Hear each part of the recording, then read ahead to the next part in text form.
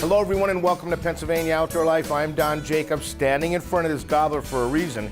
Yesterday, the opening of the turkey season. Last weekend, the youth season. And boy, I'll tell you what, turkeys are on a lot of people's minds. We've dedicated this entire half hour to turkeys, turkey hunting, and remembering a fellow turkey hunter who we have lost. Let's begin.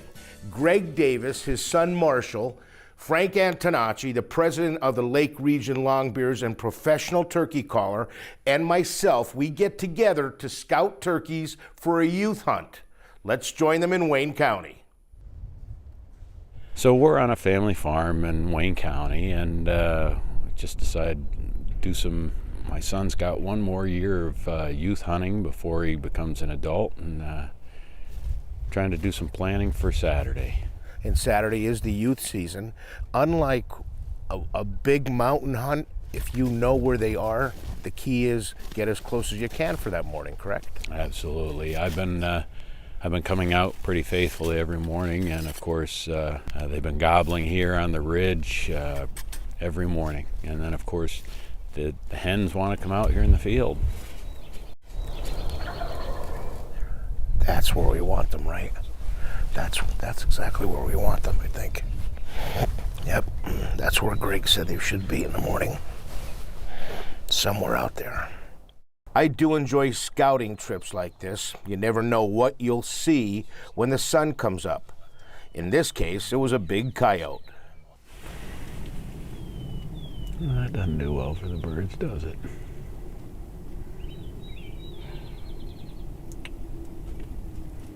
Boy, just as he gets into that tree line, you can't see him anymore.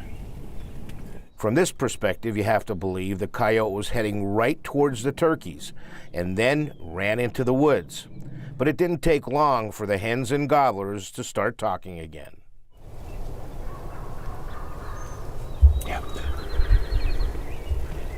Hear the hens talking.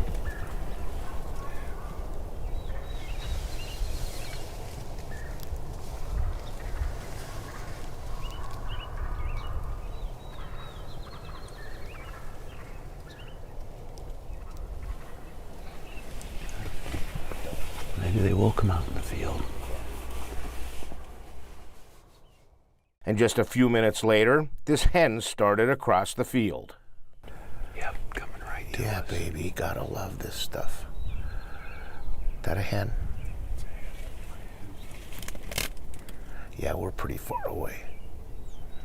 But we definitely have birds in the field there. Lots of calling going on behind them, too. So, Frank, here we are. We're getting ready for a youth turkey hunt. What do you think about the population of turkeys in general in Pennsylvania? Overall, in general, it's down quite a bit. It is. It's been down the past few years. There are pockets of turkeys in certain areas. I'd say you're going to have to do a little bit of homework or have a good piece of property to hunt. There is a huntable population, but it is down in most areas compared to what it used to be. Well, you were sitting next to me as the world woke up this morning. We had everything from geese and gobbling going on. When you scout a piece of property like this, the key is just spend time in it, right? Yes, like we said before, one of the key things, again, with this lay of the land, a lot of it being open, we're fortunate to be able to come in here, just set up nice and kind of like a scouting mission where we could see good. Just come in here, sit, get camoed up, listen, observe, little pair of binoculars and stuff, and see what's going on to try to see the way some of the birds are moving about. Like you said earlier, in a bigger woods, it's usually a lot different. You have to look for a lot more sign, maybe get on some high knuckles, maybe even do a little bit of calling, locator calling, hen calling, whatever you want to do. But in this situation here, I think what we did was perfect. And then, just like a well-thought-out plan, another hen entered the field, followed by, you guessed it, a big old tom. That's awesome. That's a good-sized bird.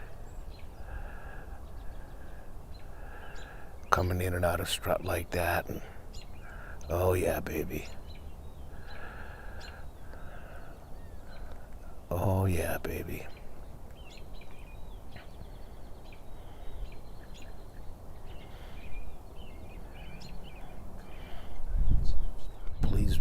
on Saturday?